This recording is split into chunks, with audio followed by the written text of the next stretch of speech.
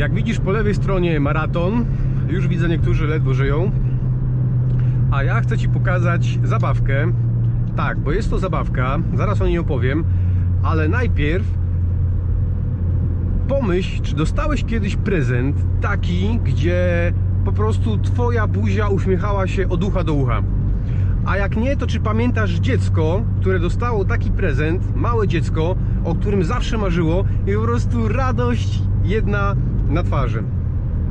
Ten samochód to jest właśnie coś takiego. Jak się do niego wsiada, przejedzie się kawałek, to dokładnie to samo się czuje. Ale dlaczego? Co w tym takiego? Przecież wygląda... Co to jest? Ford? Niemożliwe. Tak, Ford Focus, ale nie zwykły Ford Focus, tylko taki, który ma tutaj taki znaczek RS. I to robi różnicę. Jaką to robi różnicę? Od chociażby dzięki temu, co tutaj jest, czyli mamy ręczną skrzynię biegów, zredukowałem bieg i posłuchaj.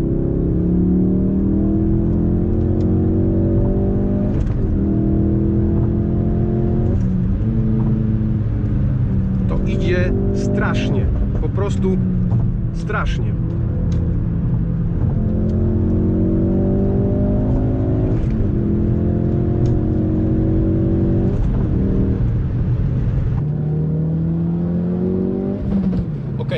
Wiem, że mikrofon tutaj dużo rzeczy obcina. Ten samochód wydaje rozmaite dźwięki, wywołuje non-stop uśmiech na twarzy, wywołuje non-stop emocje u prowadzącego, bo tu non-stop coś się dzieje. I żeby było ciekawiej, to co się dzieje jest super bezpieczne dla kierowcy, w sensie sposób, jak łatwo ten samochód się prowadzi, jaki on skręca, jak on przyspiesza, jak on reaguje na to, co kierowca z nim robi, jest moim zdaniem absolutnie rewelacyjny, zwłaszcza w takich pieniądzach. Bo są super samochody, które są droższe 7, 8, 10-krotnie, które dadzą taką frajdę, tylko że trzeba na to wydać kupę pieniędzy.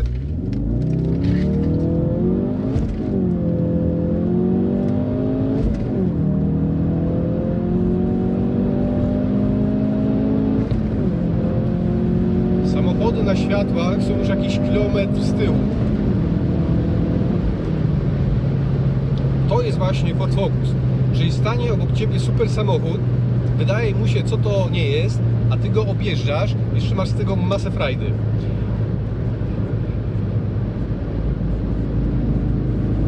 Muszę się rozejrzeć, bo teraz ja co prawda jadę zgodnie z przepisami, ale prawo jazdy miłe mi jest. Co jest fajnego w tym Fordzie? Widzisz, jest to prawnuczek Forda Coswortha.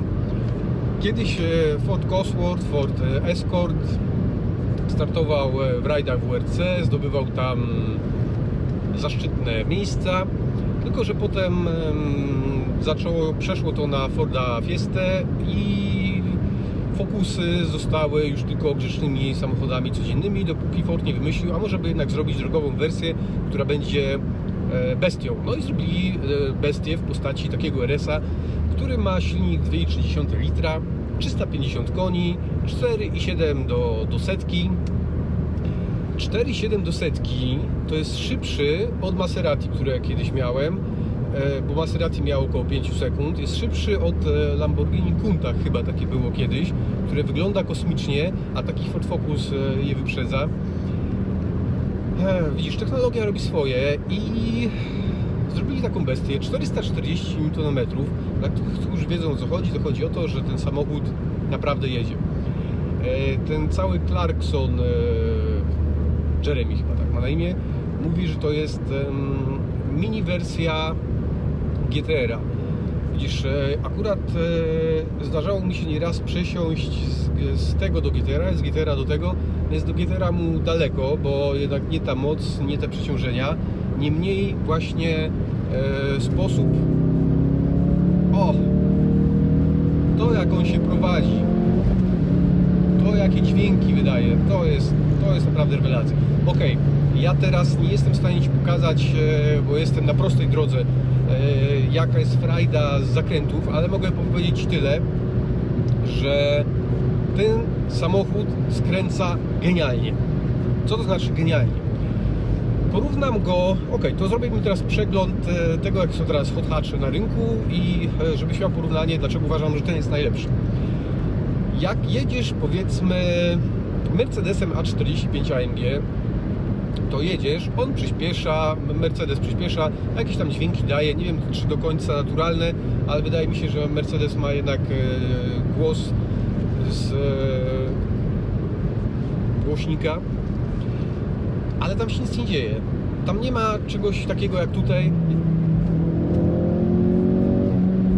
jak redukuję bieg, jak przyspieszam, no to po prostu w tym samochodzie dużo się dzieje i to wszystko czuć ja czuję to wszystko na fotelu, ja wszystko to czuję na plecach, ja czuję to na kierownicy, a w Mercedesie po prostu jedziesz i przyspieszę, zahamuję, ale no, szału nie ma.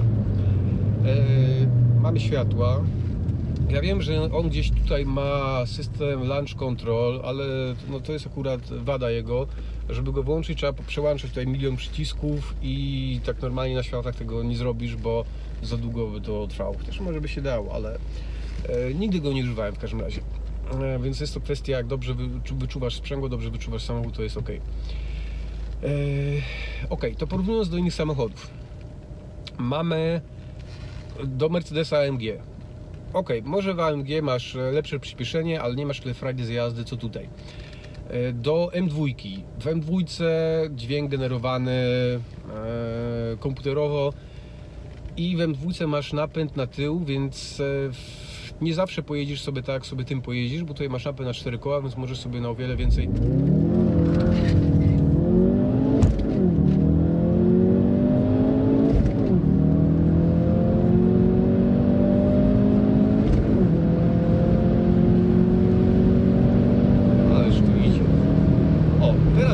zakręt i gdybym wjechał tutaj M2, to musiałbym niesamowicie pilnować tyłu, chociaż w M2 jak masz wszystkie systemy powłączane, to napilnuje ten tył. W AMG przejechałbym, nawet bym pewnie nie poczuł, nic bym nie poczuł. W AMG no, wszystkie jakieś takie przeciążenia potrafi skutecznie wytłumić, więc nie ma takiej frajdy z jazdy. Gdybym jechał Subaru WRX, który według mnie jest najbliższym konkurentem do tego, to w Subaru na łukach, na zakrętach przód wylatuje na zewnątrz. I ja ten samochód kupiłem z kolegą zresztą na spółkę po tym, jak sprzedałem WRX-a, bo chciałem mieć samochód, gdzie jest ręczna skrzynia biegów, bo jak dla mnie większa frajda z prowadzenia samochodu jest wtedy, jak sobie można tym lewarkiem pomachać. Porównując do Subaru.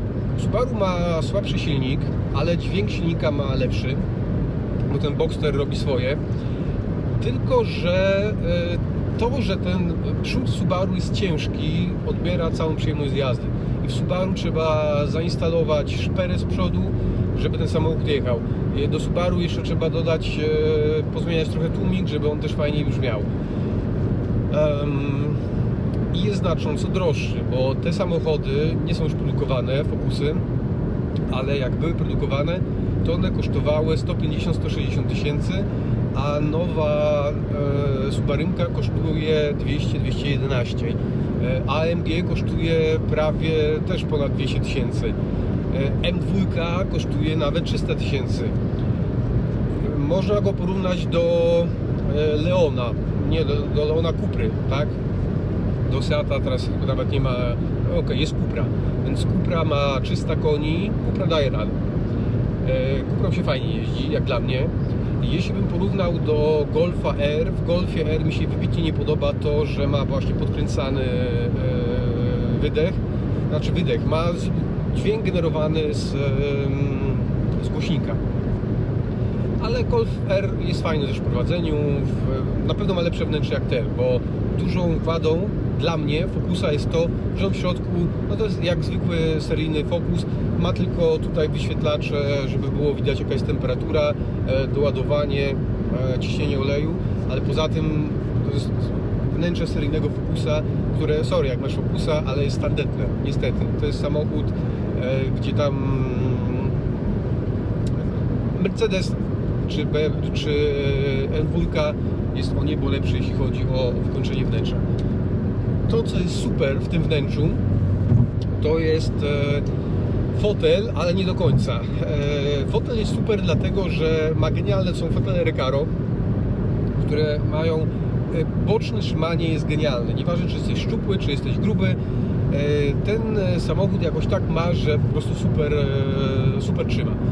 Wadą jego jest to, że siedzeń nie da się obniżyć. Znaczy, nawet jak ja maksymalnie obniżę, to ja i tak czuję się, jakbym siedział na taborecie. Ja bym go obniżył jeszcze przynajmniej 8 cm w dół, bo wtedy bym, środek ciężkości się obniża, ja wiem, że bym ten samochód po prostu o wiele lepiej czuł, więc to mi w tym fotelu brakuje. Ale i tak jest lepiej jak w Focusie MK2, gdzie siedziało się jeszcze wyżej, jeszcze bardziej jak na taborecie, ale wynagradza to prowadzenie tego samochodu, bo układ kierowniczy, czułość tego układu kierowniczego, zawieszenie sprawia, że czujesz się absolutnie pewnie. Ok, jak tutaj mam jakiś zakręt taki, to ja w ten zakręt... skręciłem chyba nie tu, gdzie trzeba. Nie, dobrze jest.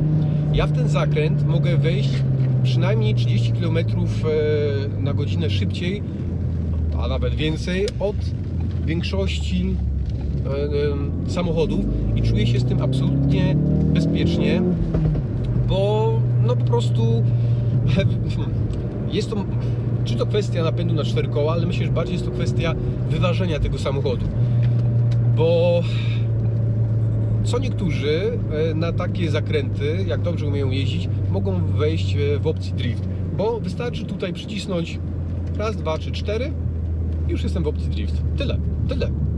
Czyli zobaczę taki zakręt, mam ochotę pójść bokiem, nie ma problemu. Ok, formalnie takich rzeczy nie wolno robić, bo jest to niezgodne z przepisami ruchu drogowego. Niemniej mówię Ci, 4 razy wystarczy przycisnąć i już masz taką opcję. Nie masz tego w żadnym innym samochodzie, bo tutaj masz 4 samochody w jednym. Masz jeden, który w normalnej opcji na co dzień sobie jeździsz normalnie, masz drugą opcję sportową, która powoduje generowanie rozmaitych fajnych dźwięków w tym samochodzie, to, że on inaczej skręca, inaczej staje się samochodem sportowym. 3 razy przyciśniesz, masz opcję track, gdzie wyłączają się jeszcze co niektóre systemy, tak żebyś miał Ty kontrolę nad samochodem, a nie żeby samochód kontrolował swoją elektroniką, tak jak on jeździ. No i opcja driftu, która powoduje to, że 70% napędu idzie na tył i prowadzenie,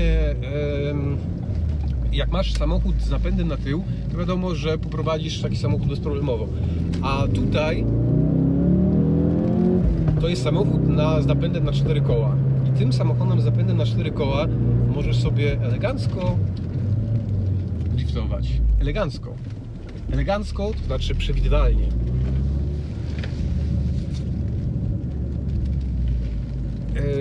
Przyznam, że tym samochodem wiele nie pojeździłem, bo jak go kupiliśmy, to ja z nim zrobiłem z 4000 km, a potem jeździł mój kolega, a nawet nie on jeździł, tylko jeździła jego żona z dzieckiem.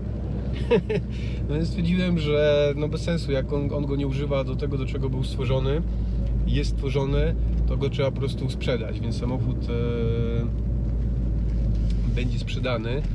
A ja teraz właśnie jadę popatrzeć na zawody, na Tor Modlin, gdzie mój kolega startuje. Ja nie startuję, bo mój samochód jeden teraz wyścigowy się robi nowy, może będzie w przyszłym miesiącu, a drugi idzie na sprzedaż, czyli moje Evo 10 idzie na sprzedaż i w związku z tym nim nie jeżdżę. Ale zobaczymy, co się tutaj dzieje na zawodach. Przy okazji, jak tutaj patrzeć, jakie samochody stoją, to jest dużo Focusów. Dlaczego jest dużo Focusów? Bo Focusy na takie tory, na takie pojeżdżawki jak najbardziej się nadają. Ok, dziękuję bardzo.